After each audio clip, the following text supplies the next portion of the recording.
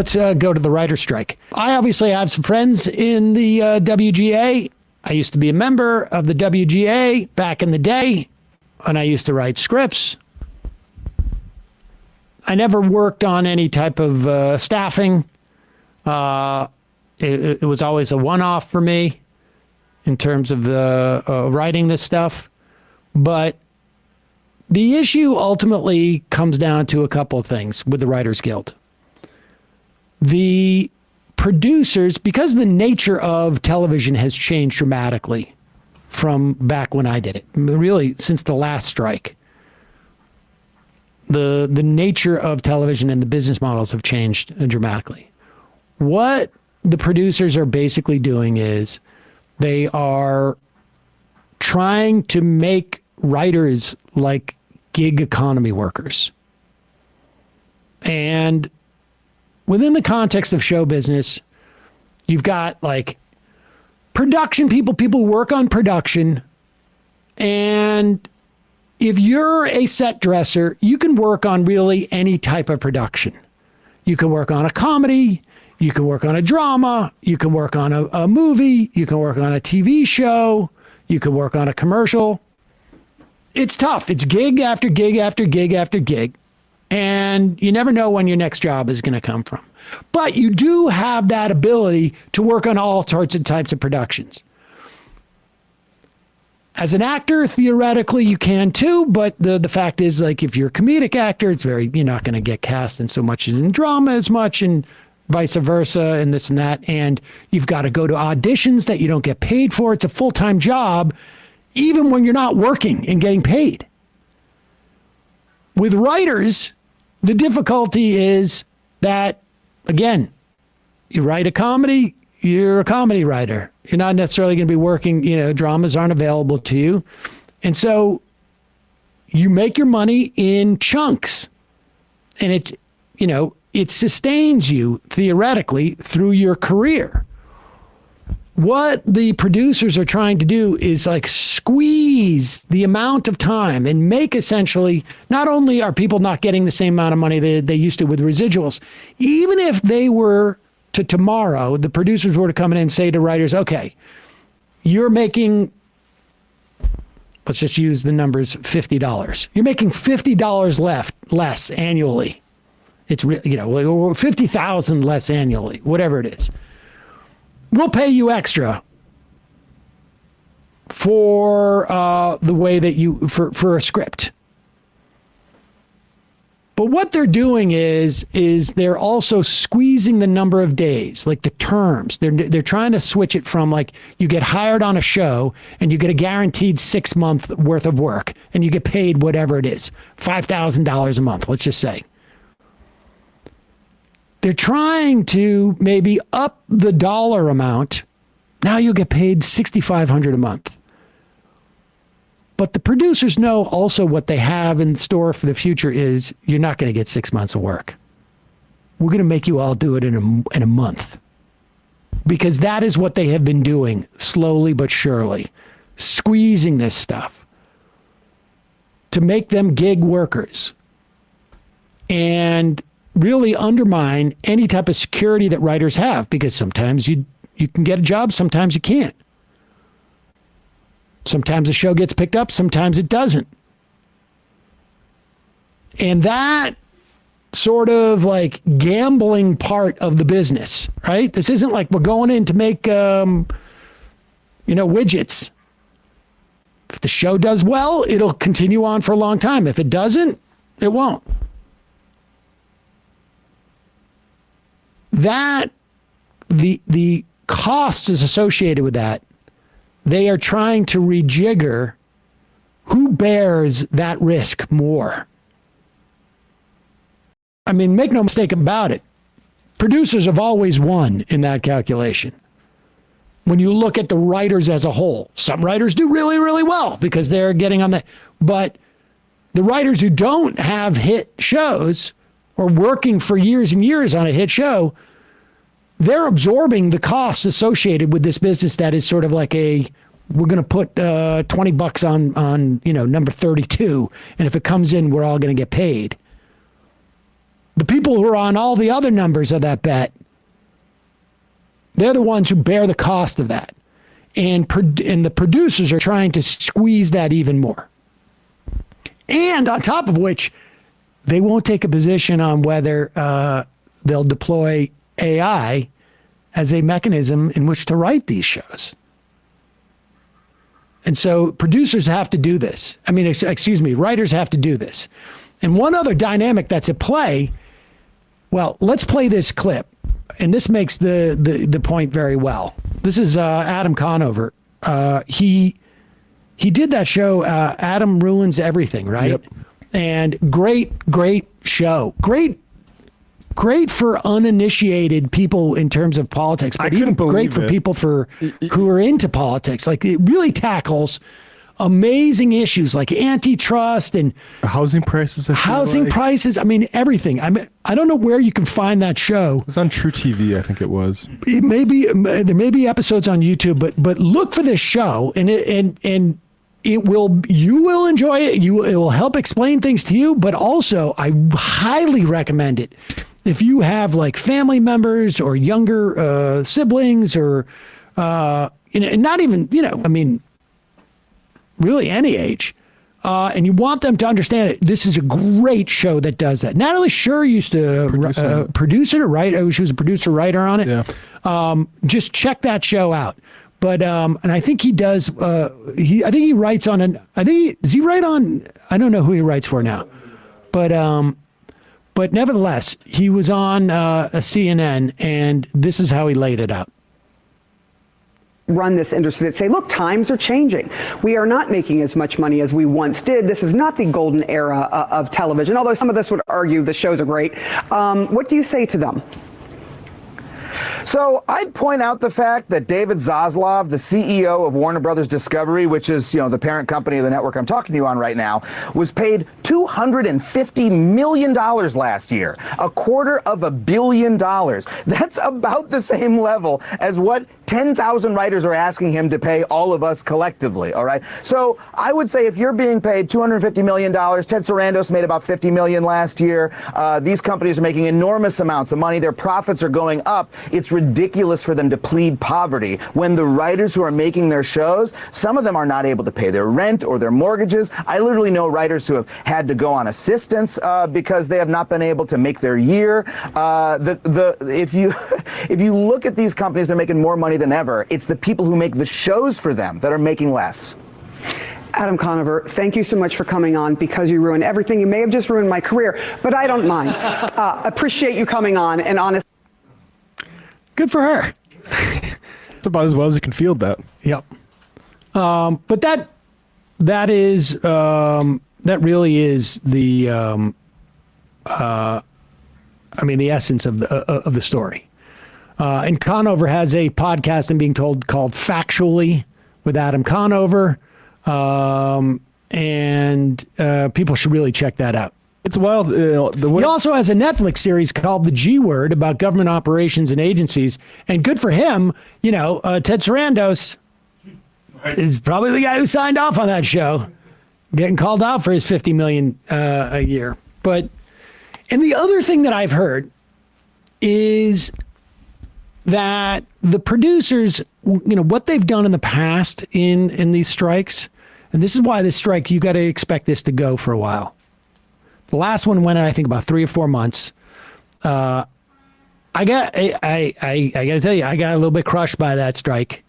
I had, I'll tell the story in a second, but one of the things that the production companies, the studios, I should say, like about this is that they have series that they have commitments to, pay-to-play actors, or pay or play, I should say, actors and maybe producers and et cetera, et cetera. They've made mistakes. The shows are underperforming. They get a chance to cancel the shows, essentially, and not have it look like they effed up. And so this is a way sometimes for these studios to clear the books of some things. So they don't feel the pain until later. which is why I would expect this to go on for a couple of months. And it's going to be hard. Like I say, you've got production people and editors. Matthew, film guy, I know you're listening, who suffer during this time. But the flip side of that is if they can bring the writers and they can crush the writers, they will crush everybody else too. These strikes are hard. The last one was, I remember the week going into the weekend. Friday, I had sold the show to CBS. I was going to write and direct it. It was going to be a guaranteed pilot. They were generating the paperwork. Monday, go on strike, if I remember correctly. Paperwork never shows. 3 or 4 months later, it's all gone. The executive at CBS who was buying the show was no longer there. I ended up selling it to HBO, but that was not going to go anywhere there. That wasn't good. It wasn't the same deal, and they weren't that psyched. But that's what happens. What was the pinch point to the previous, what were the writers upset about? Like now it's streaming and residuals. It was residuals at that time too, like cable. The so much of it was cable. It was also expanding who was covered under the auspices of it. I mean, at the time, I had already started at Air America. I've been at Air America for like 3 or 4 years, and so I wasn't, I was just getting back into it because I didn't think I was going to be doing that anymore. It's just like the way these frames... And it was different, too. I will tell you that there was a lot more dissent amongst the writers. There were much bigger voices who were coming out. Now, we'll get a sense in a month or two, but these writers really voted overwhelmingly to strike. And there's no, at the time, like Jon Stewart, I think, tried to do a show without writer. I mean, the level of solidarity, just because I think there is a, we talked about this with Jane McAlevey the other day, like there is just a different perspective towards unions and toward labor relations these days. And it's depressing how the frames, like, the current frame, like, the golden days are over. Shouldn't you just make do with what you can get now? Versus, like, when things are actually going well, it's like, well, aren't you satisfied with how much you're getting? Right. I mean, you imagine, like, anybody saying to an executive, like, the golden days are over. Don't you think it's time that maybe you don't make I would love to 700 times what your average worker does? When was the last time you heard that on corporate media? I'll tell you when. Never. We should maybe get Conover on in the coming weeks. I think that'd be good. Maybe on Wednesday or something like that. I am now. Oh wow, it's already 2 o'clock. Okay, folks. Last strike, there was a lot of talk about getting a share of the DVD box sets that were huge at the time. That is also, a big part of the problem is that very hard to anticipate with over the past 25 years how the industry is going to shake out and where the revenue is coming from. And, again, this is like the same dynamic with like Congress can't anticipate what poison is going to be put into the water. So they just say to they delegate to the EPA, your job is to keep the water clean, and then you figure out what that means. And the disadvantage that labor has in these type of strikes, particularly in terms of like writing, right? Because you go work on a set. This is the way it works. We work 10 hours maximum. We need a 12-hour turnaround or a 9-hour turnaround. There are certain penalties if not. This is what my job is. This is what the expectations are. We want a minimum number of days. But with writing, so much of it is contingent upon the success of the show, which is unpredictable, but also what constitutes success changes through the years. Does success mean it goes 100 episodes and it sells into syndication. Well, it did 25 years ago. That was huge success. Or does success mean that we make 25 episodes and it replays on and on a streaming service? Does it mean that it goes into the DVD sets that I don't know, we don't know in the future where the revenue is going to come from. The corporations have an idea because it's not like nature dictates it. It's like they know where they're going with this stuff. And so they have the advantage in a situation where it is, the pay is contingent upon future revenue. Corporations know where that future revenue is because they're the ones going out and creating the context in which those revenues are developed. And they come up with the instruments in which to get the revenue, and they come up with the accounting in which they attribute revenue to this as opposed to that, even though it might come from both. So the writers are at a big disadvantage relative to the corporations. The only advantage they have is that they're the ones who produce the content, who actually generate the ideas that drive people to watch this stuff. And so really important that there's solidarity across the board. I'm curious if you guys think whether that some of this platforming or even kind of predictive, some of these predictive statements that people have been talking, at least from like the tech standpoint, I'm wondering if this might seep into culture too, where like some entrepreneurs are like, oh my God, look at the power of AI, so to speak. Like AI could be a huge like journalistic tool. It can write columns, like that type of thing, as another kind of like labor tactic to be like, what if we just get AI to write these shows? Oh my God! And then we won't. Well, need, that's always we won't existed. need the writer's room, right? I mean, that that type of thing. That's what even Walter Block, when he came on the show, he's talking like automation is going to take over. I mean, that's what this is. Because I was thinking about that when it came to the BuzzFeed layoffs recently. Like Jonah Peretti in his statement or his email to his employees basically was like, "We're heavily investing in AI at this point," which to me almost is like, you're not saying it outright, but you're probably being like, how can we essentially just be a content mill without having to pay writers to make it? It's how can capitalists cut down on inputs, basically. Right. Yep. Like whether it's like you said, like workers or like graphics, computer chip companies are doing special like things to sort of make up for a loss in raw computing power. Like that's what it is. And it doesn't necessarily mean that you're going to replace the entire writing process with AI.